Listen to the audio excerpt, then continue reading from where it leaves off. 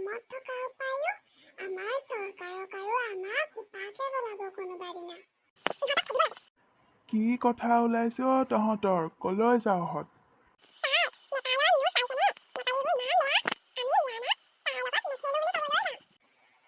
সেই যে বৃহৎ ভূমিকম্পটো হওঁতে যে নেপালত বহুত মানুহ পংগু হৈছিল আৰু যে তাৰ জন্মগত জীৱাণু থকা এটা জাতি আছে, তেনেকুৱা মানুহবোৰ আমাৰ গাঁৱলৈ আহি ভিক্ষা খোজেহি।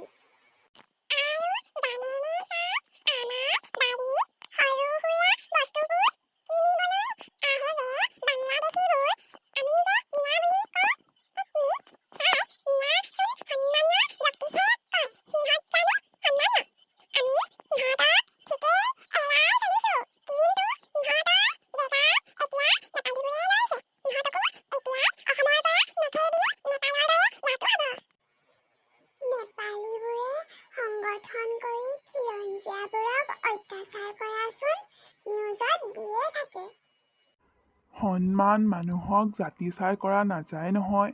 সন্মান মানুহক ব্যৱহাৰ চাইহে কৰা যায়। তহঁতে নেপালৰ গণ্ডগোল আৰু আমাৰ গাঁৱলৈ অহা নেপালী বেপাৰীবোৰ দেখিছ ঠিকেই। সকলো নেপালী বেয়া বুলি কেনেকৈ জানিলি? কালি গধূলি নামঘৰতো এনেকে কোৱা শুনিছো। কথা তেনেহ'লে সেয়া। কচোন তহঁতে নেপালৰ বিষয়ে কি জান?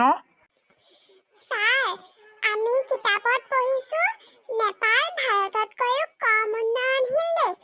তাত পাহাৰে বেৰি আছে আৰু তালৈ অহা যোৱা কৰিবলৈ ভাৰতৰ ফালৰ পৰাহে ভাল ৰাস্তা আছে। আৰু নেপাল অকল ভাৰতৰ লগতহে ভাল।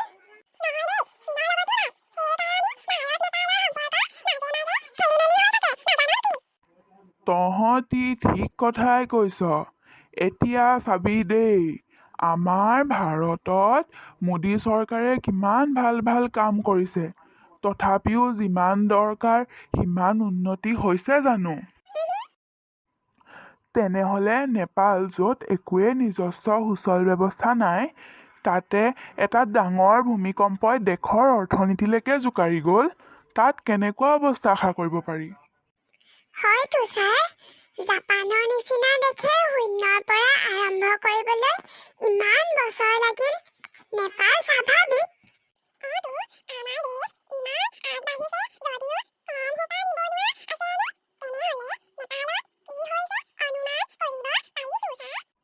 নেপালত সংস্থাপন নোহোৱাৰ বাবে তহঁতৰ প্ৰজন্মৰ ল'ৰা-ছোৱালীবোৰে YouTube, Facebook, Instagram, Snapchat, TikTok আৰু এইবোৰ কি কি আছিলে, আৰু এই বিভিন্ন গেমবোৰ খেলি ভিডিঅ' বনাই চলি আছিলে।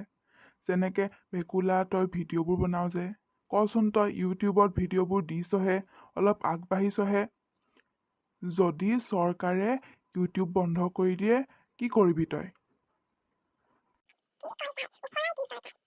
হেই, এনেকুৱা পাতল কথা কোৱা উচিত নহয়। সেইকাৰণেতো এনে গণ্ডগোল হ'বলৈ পাইছে। তহঁত উঠি অহা, তাতে ছ'চিয়েল মিডিয়া তহঁতৰ নিচা। নেপালতো বেলেগ মানুহ নাই নহয়, আমাৰ নিচিনাই চব। যিহেতু তাত চৰকাৰে ছ'চিয়েল মিডিয়া বন্ধ কৰি দিলে, নতুন প্ৰজন্মৰ ল'ৰা-ছোৱালীবোৰে শান্তিৰে প্ৰতিবাদ কৰিছিল। কিন্তু তাৰ মাজতো ছ'চিয়েল মিডিয়াত নিচা থকাবোৰতো আছিলেই। তাৰে কিবা এটি 19-20 চোৱাত পুলিচৰ হাতত 19টাৰ মৃত্যু হ'ল আৰু বহুতো আহত হ'ল। সেয়া জান নহয় তহঁতি? হয় ছাৰ, সেইকাৰণেইতো গণ্ডগোলটো হৈছে। ইয়াত চৰকাৰৰ বিফলতা, উঠি অহাবোৰৰ ধৈৰ্য আৰু সহনশীলতাৰ অভাৱে ভূমিকা লৈছে।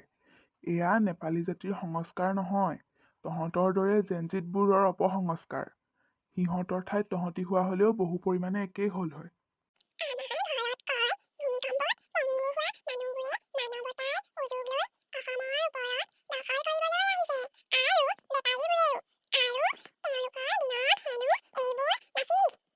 সেয়া তেওঁলোকৰ ভুল নহয়, পৰিস্থিতি। সহায় আৰু সুযোগৰ পাৰ্থক্য আছে।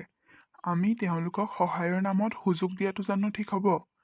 আমাৰ দিনত এইবোৰ নাছিল হয়, কিন্তু গোলকীকৰণতো নাছিল। আমাৰ ভাৰতলৈ যেনেকৈ প্ৰবাসী আহে ভাৰতৰ পৰাওতো যায়, কিন্তু সেয়া নীতি নিয়মৰ মাজেৰে হোৱা ভাল। আমাৰ ইয়ালৈওচোন নেপালীবোৰ আহে আৰু ইয়াত থকা বহুত নেপালী মানুহো নিবনুৱা। সিহঁতে ইয়াত এনেকুৱা কৰিব নেকি ছাৰ?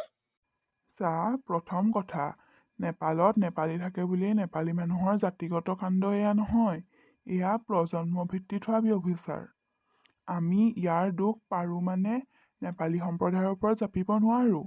এই দোষ জেনজিৰ সংস্কাৰ, যিয়ে বেয়া দিনত চৰকাৰক সহযোগ কৰাৰ সলনি বহিষ্কাৰ কৰিছে।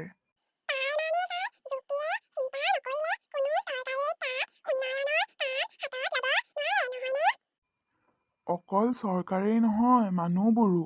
আৰু এই ঘটনাৰ পৰা আমি চিন্তা কৰা আৰু বিশ্লেষণ কৰাৰ কিমান দৰকাৰ সেয়া শিকিব লাগে।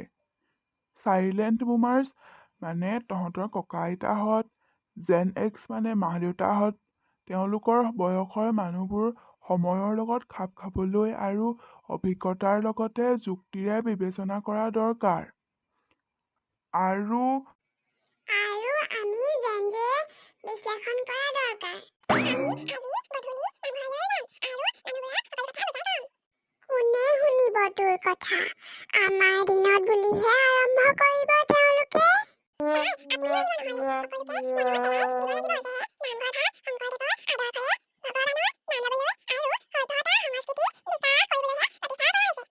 মই ভাবিছিলোঁৱেই তহঁতি কথাটো আৰম্ভ কৰিবি তেনে। ছাৰ, আমি লামাৰ ঘৰলৈ যাওঁ। সিহঁতকো নামঘৰলৈ মাতি থৈ আহিম।